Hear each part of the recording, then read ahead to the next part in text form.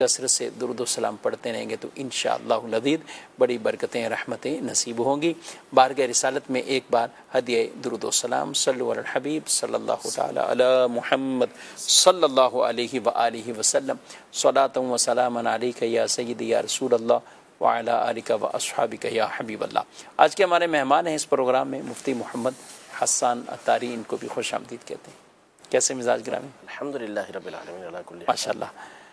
ایک حدیث پاک عام طور پہ بیان کی جاتی ہے کہ اونٹ کا گوشت اگر کوئی آدمی کھاتا ہے تو اس کے بعد وہ وضو کرے، تو پہلی بات تو کیا یہ روایت اسی طرح ہی ہے، اور دوسری بات یہ کہ کیا وضو اس کا برقرار نہیں رہتا، وضو ٹوٹ جاتا ہے، یا ویسے ہی اس میں کوئی احتیاطاً اسے وضو کرنے کا کہا گیا ہے؟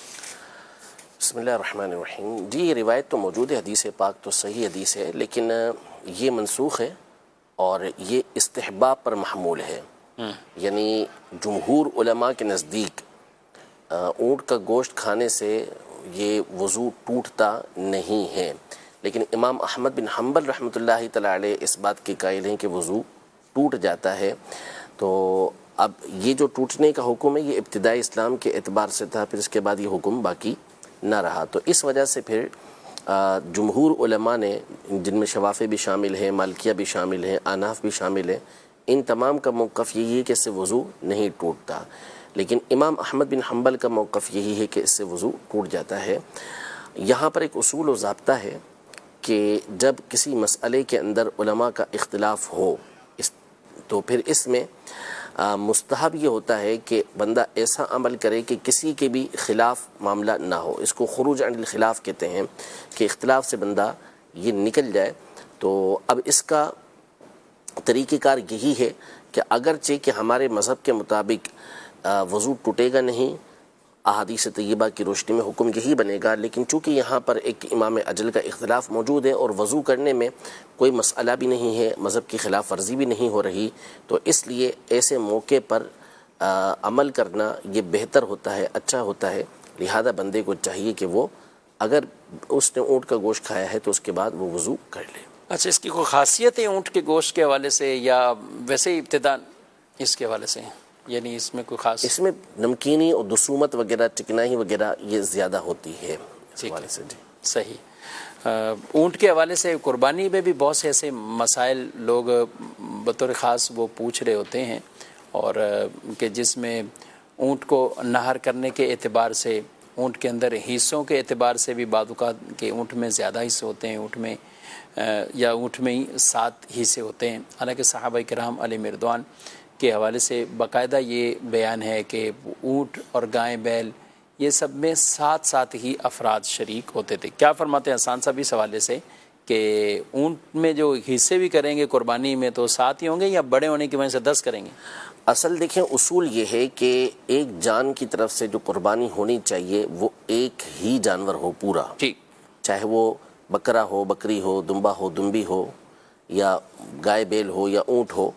سب میں ہونا یہ چاہیے کہ ایک کس طرف سے ایک ہی جان یہ قربان کی جائے۔ قیاس کا تقاضا، اصول کا تقاضا یہ ہونا چاہیے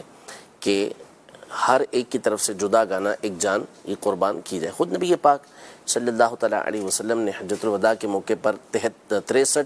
اونٹ اپنے ہاتھوں سے نہر فرمائے، اور 37 مولائے کائنات رضی اللہ تعالیٰ عنہ نے نہر فرمائے۔ تو اس کی علماء نے ایک وجہ یہ بھی لکھی کہ یہ 63 اونٹ نبی پاک صلی اللہ علیہ وسلم نے اپنی زندگی کے ہر سال کے اعتبار سے نہر فرمائے تھے۔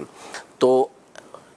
ہونا یہ چاہیے کہ ہر ایک کی طرف سے ایک مکمل جانور چاہے کوئی سا بھی ہو وہ نہر کیا جائے، ذبح کیا جائے، اصول یہ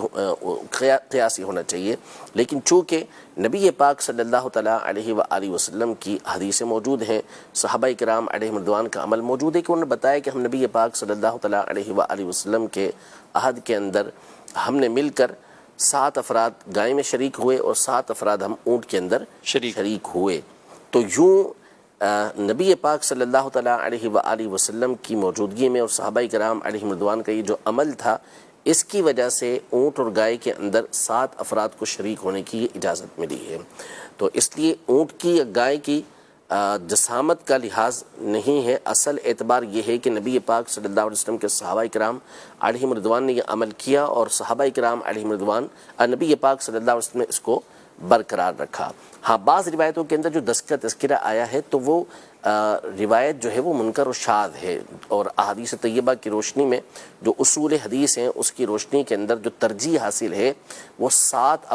حصوں والی روایت جو ہے اس کو ترجیح حاصل ہے۔ تو یہ 10 کا عمل نہیں ہے بلکہ صحیح روایت کے مطابق جو ہے وہ 7 ہیں کہ جس میں صحابہ کرام علیہ رضوان اونٹ کے اندر شریک ہوئے تھے، 10 افراد شریک نہیں ہوئے تھے۔ جی کال کچھ لیتے ہیں۔